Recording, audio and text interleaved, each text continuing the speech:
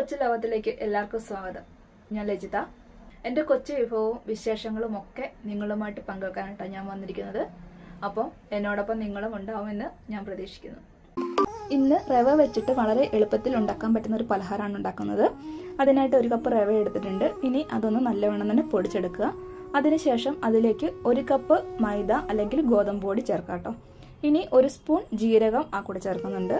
കൂടാതെ 2 പച്ചമുളക് അരിഞ്ഞത്, കുറച്ച് കറിവേപ്പില ചെറുതായിട്ട് അരിഞ്ഞത്, പാകത്തിന് ഉപ്പ്, 1 കപ്പോളം ചെറിയ പുളിയുള്ള തൈര്, ഇത്രയും കൂടി ചേർത്തിട്ട് നല്ല പോലെ ഒന്ന് ഇളക്കി യോജിപ്പിക്കണം കേട്ടോ.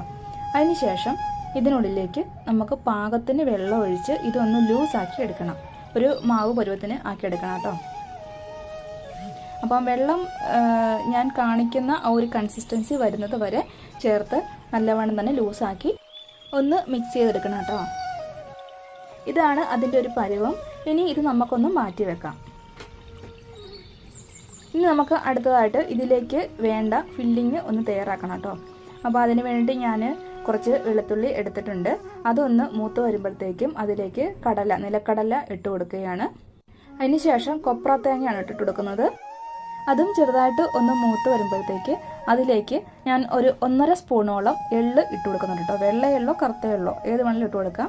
ഇപ്പം ഞാൻ വെള്ള എള്ളാണ് ഇട്ട് കൊടുക്കുന്നത്. ഇനി അതിലേക്ക് ആവശ്യത്തിന് മുളക് പൊടിയും ഇട്ടിട്ട് ഇത് ഒന്ന് മുളക് പൊടിയൊക്കെ മൂത്ത് വരുമ്പോൾ നമുക്ക് നല്ലവണ്ണം തന്നെ ഒന്ന് പൊടിച്ചെടുക്കണം കേട്ടോ. ഞാൻ ഇതിനു മുമ്പ് ഒരു വീഡിയോ ഇട്ടിട്ടുണ്ട്, വെളുത്തുള്ളി ചമ്മന്തിയുടെയും കശുമാങ്ങ ചമ്മന്തിയുടെയും കൂടെ കൂടിയിട്ട് ഒരു വീഡിയോ. അപ്പോൾ അതിനകത്ത് കാണിക്കുന്ന അതേ വെളുത്തുള്ളി ചമ്മന്തി തന്നെയാണ് കേട്ടോ ഇത്. ഇനി ഇത് ഉണ്ടാക്കുന്നതിന് വേണ്ടിയിട്ട് നമ്മൾ ഒരു ആവിപാത്രത്തിൻ്റെ പൊക്കത്തിലേക്ക് ഒരു പ്ലേറ്റ് വെച്ചിട്ട് അതിലേക്ക് എണ്ണ തടവി കൊടുത്തതിന് ശേഷം ഇതുപോലെ നമ്മൾ ആദ്യം ചെയ്തു വെച്ച ആ മാവ് ഒന്ന് ഒഴിച്ചു കൊടുക്കുകയാണ് കേട്ടോ. ഇനി അതൊന്ന് മൂടി വെച്ചിട്ട് വേവിക്കണം. 5-6 മിനിറ്റ് കൊണ്ട് തന്നെ നമ്മുടെ മാവിടെ വെന്ത് കിട്ടും. ഇപ്പം വെന്ത് വന്നിട്ടുണ്ട്. ഇനി ഇതുപോലെ ഞാൻ ഒന്ന് കട്ട് ചെയ്തെടുക്കുകയാണ്. ഈ ഒരളവിലാണ് ഞാൻ കട്ട് ചെയ്തെടുക്കുന്നത് കേട്ടോ. ഇങ്ങനെ കട്ട് ചെയ്തതിന് ശേഷം നമ്മൾ ഉണ്ടാക്കി വെച്ചിരിക്കുന്ന ആ വെളുത്തുള്ളി ചമ്മന്തിപ്പൊടി ഇങ്ങനെ ഇതിൻ്റെ മുകളിലേക്ക് അങ്ങ് വിതറി കൊടുക്കുകയാണ്. അതിന് ശേഷം ഇത് പതുക്കെ ഒന്ന് റോളായിട്ട് അങ്ങ് എടുക്കുകയാണ് കേട്ടോ.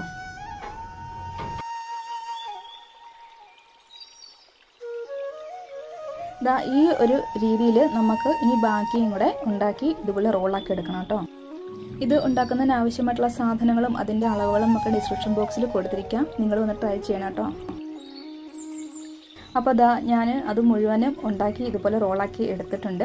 കാണാൻ തന്നെ നല്ലൊരു രസമുള്ള പലഹാരമാണ്. അതുപോലെ തന്നെ കഴിക്കാനും വളരെ ടേസ്റ്റുള്ളൊരു പലഹാരമാണ്. ഇന്നത്തെ എൻ്റെ ഈ വീഡിയോ എല്ലാവർക്കും ഇഷ്ടപ്പെട്ടെന്ന് കരുതുന്നു. ഇഷ്ടപ്പെട്ടെങ്കിൽ ലൈക്ക് ചെയ്യാനും ഷെയർ ചെയ്യാനും സബ്സ്ക്രൈബ് ചെയ്യാനും മറന്നു പോകരുത് കേട്ടോ. അപ്പോൾ അടുത്തൊരു വീഡിയോയുമായിട്ട് വരുന്നവരേക്കും എല്ലാവർക്കും ഒരുപാട് നന്ദി.